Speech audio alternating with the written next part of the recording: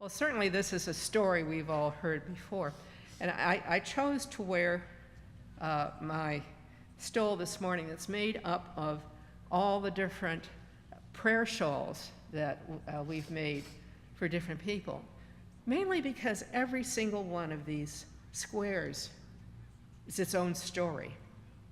And this morning I'm talking about the thin place of storytelling. So here we are, listening again to Luke, the gospel writer. Last week, Luke told us about the phenomenal story of Jesus where he takes some of the apostles to the top of Mount Tabor, where Jesus is joined by Moses himself and Elijah. Filled with dazzling light, they are chatting just like old friends, while Peter, James, and John are cowering in fear. It was one of the last things that before Jesus went on to Jerusalem and to Calvary, one of the last parts of his ministry. But this week, Luke tells us the story of just as Jesus is about to begin his ministry. He spent 40 days starving in the wilderness, and now the vision of the devil who says he will elevate Jesus atop all of Jerusalem, where he can look at the seat of human power. And the devil repeatedly tempts Jesus with political power and the ultimate authority, with knowing that God will turn the stones to bread for him if he bowed down to Satan. But Jesus reminds the devil that he is not to tempt the Lord his God, and Jesus had answered him, "It is written, one does not live by bread alone." That certainly is a true statement, even though coffee hour helps at the end of a sermon. So this is another phenomenal story by Luke, but like the one before, did it really happen? The critic in us will ask that question. But here's Luke, and I'm sure everybody here assumes Luke knew Jesus personally, telling us about the temptation as if he was there looking on. But Luke never met Jesus when Jesus walked the earth. What Luke does is paint a picture of the stories that have been handed down by those who did know Jesus in the vivid colors of faith. Luke is beautifully pulling back the curtain on these stories to help us see the one truth. And whenever Jesus told a story, there was at least one truth embedded in it, and how it connects to our own everyday life to draw us closer to God. You see, the art of the storyteller is one of those thin places that Celtic spirituality tells us is our kind of ticket to feeling God's presence. We've also visited recently the thin places of music, of nature, of song this winter. It's also the way that Jesus knew how we humans could remember the point he was trying to make. If there was a story that reminded us of things that went on in our own lives, everyday lives. John Fry is the author. All right. I thought that was a Razzie for a second there. John Fry is the author of Jesus the Pastor, and he is someone on the side who mentors and equips young pastors in the Ukraine as a non-resident missionary. He also serves as pastor of Fellowship Evangelical Covenant Church in Hudsonville, Michigan. And he observes the genius of Jesus' storytelling. He says, "When I think of Jesus, the pastor, and the crowds, one word comes to mind: story." Jesus the pastor was a storyteller who told down-to-earth stories about everyday experiences and ordinary things. We're listening to an everyday story going by right now. You know, why, if Jesus is such a good story, why didn't the Son of God, the most brilliant human being to ever live, solve the mysteries of God and evil? Why did he spend so much time talking about earthy things like dirt and seed, flowers and birds, fish and nets and pearls and pigs? He created characters like stubborn judges, rebellious sons, lazy workers, callous religious leaders, compassionate outcasts, and risque women. Jesus modeled for us what people deeply long to know. Is God somehow involved in the day-to-day details of our sometimes happy and sometimes hard lives? So Jesus, out of his discipline of creative meditation, spun stories. His stories brought people to what ancient theologians, Celtic theologians, called the thin places, those places where the divine and human connect and where the natural and supernatural meet. And Jesus believed in a God-bathed and God-permeated world, so that everything around him and us might bring us to a thin place, the threshold of an entirely new life in another realm of existence, the kingdom of God. I understand now how the reasons we remember the stories of the prodigal son comes about. Almost every family has a crazy young person, or at very least a sibling who thinks that he hasn't gotten enough recognition that as his brother has gotten, like the elder son and the prodigal son. But those are elements introduced to help us understand this is real life. I understand now, when I've felt a lack of money or a hopeful future, why I found such consolation in a specific one of his parables. Probably you've heard this one before and had the same reaction. Jesus said to his disciples, "Therefore I tell you, do not worry about your life, what you will eat, or about your body, what you wear. For life is more than food and the body more than clothing. Consider the ravens. They neither sow nor reap. They have neither storehouse nor barn, and yet God feeds them. God feeds them. Of how much more value are you than the birds? And can any of you, by worrying, add one single hour to the span of your life? If then you're not able to do such a small thing as that, why do you worry about the rest? Consider the lilies, how they grow. They neither toil nor spin. Yet I tell you, even Solomon in all his glory was not clothed like one of these. Do not be afraid, little flock. It is your Father's good pleasure to give you the kingdom." The genius of the thin place of storytelling is that it can help us deal with the mysteries of life and death. And just like the story of Lazarus' death and revival has done, and it shows that even the Son of God can weep out of love for a friend.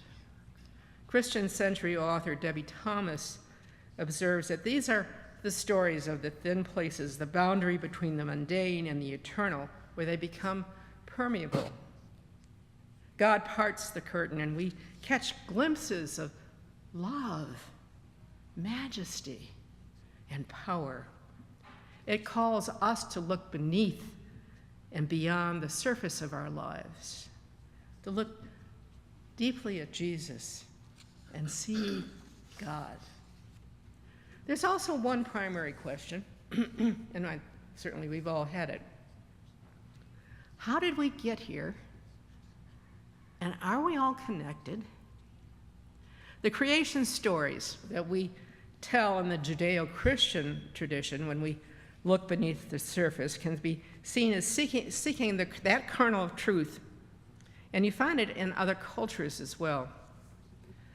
I was born and raised in central New York, near what is now the Onondaga Nation. And they have a very fascinating connection. Their stories are very similar to Genesis. My husband, everyone in the Jewish faith is part of the 12 tribes. My husband is a Levite and Kohen. And even to this day, the Jews identify with their tribes. So when we read Genesis and the creation of the world, we find this. This is what Genesis says happened and explains why we're here. In the beginning, God created the heavens and the earth. Now the earth was formless and empty. Darkness was over the surface of the deep, and the Spirit of God was hovering over the waters. And God said, "Let there be light." And there was light. God saw that the light was good and separated the light from the darkness and called the light day and the darkness night. And there was evening and there was morning. And God said, "Let there be a vault above the waters and between the waters to separate water from water." So God made the vault and separated the water under the vault from the water above, and so it was. The vault he called sky, and there was evening and there was morning. And God said, "Let the water under the sky be gathered in one place, and let dry ground appear." And it was so. God called the dry ground land, and the gathered waters he called seas. And God saw that it was good. So when we look at the creation story from the Onondaga natives, who distinguished their family groups not into tribes but into clans, they were named after the creatures all around them, the bear clan, the wolf clan, and the turtle clan.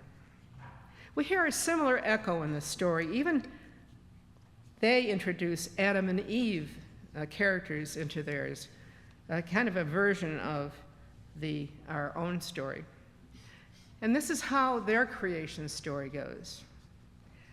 In the beginning of the earth, there was no land, just water.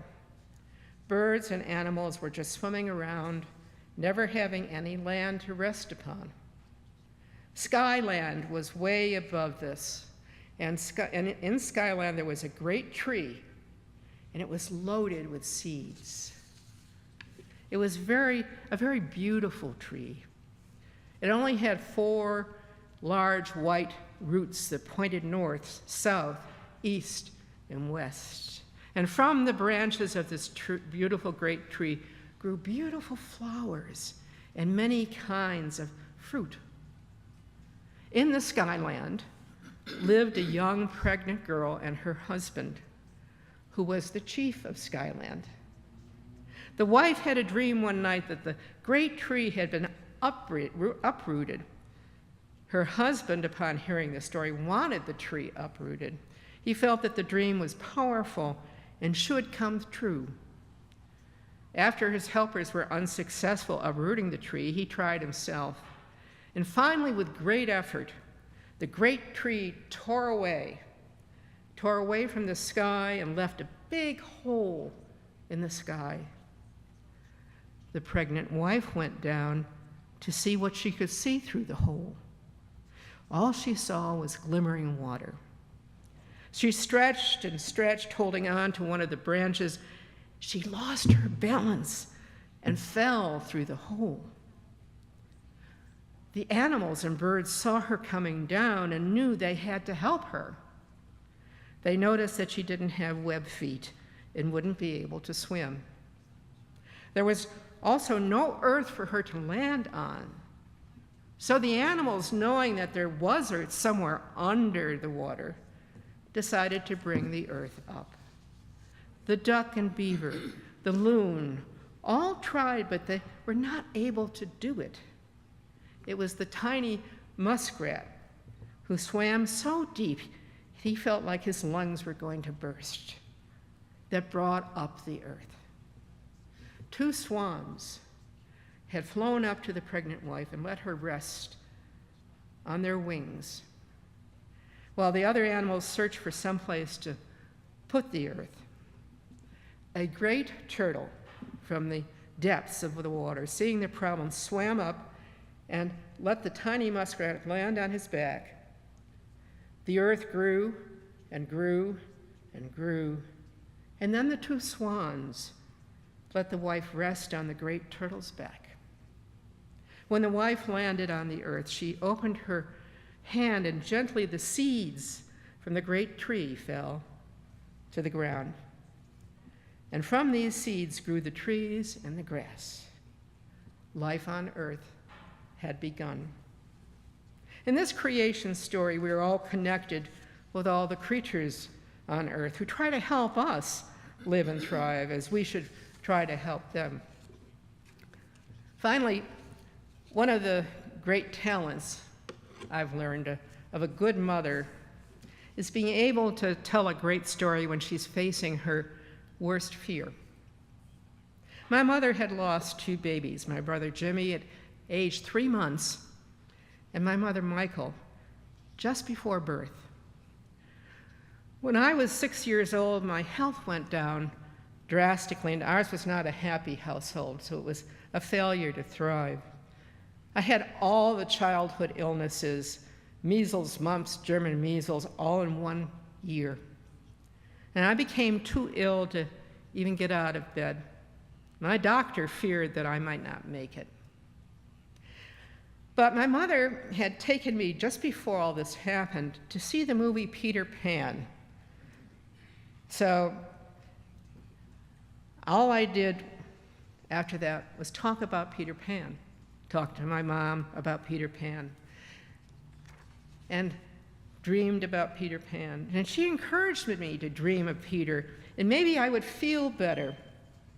Pretty sure, I was really certain at age 5 that when she left me for the night, I had seen Peter's green hat by the chair in the corner of my bedroom. So in the morning when I woke, I told her about the visitation, and she was very thrilled with that. The next morning when I awoke, there was a white envelope on that chair in the corner. My mother opened it. It was a letter from Peter Pan. He told me how sorry he was that I was sick, but maybe he could leave me letters about his wonderful adventures, and then I would eventually get better and to join him. And so began Peter's wonderful letters. Almost every morning, with the tales of where he flew and how he had battled with someone. They were like chapters in a story. Gradually, over several months, I began to get better. One morning, Peter let me know he had to fly away. But by this time, I was well enough to go back to school. Fast forward some 10 years when my mother had suddenly died, and I was at age 16 in charge of cleaning up her desk. I found a small box. In it were all of Peter Pan's letters he had sent to me. And as I read them, I recognized my mother's wonderful script handwriting.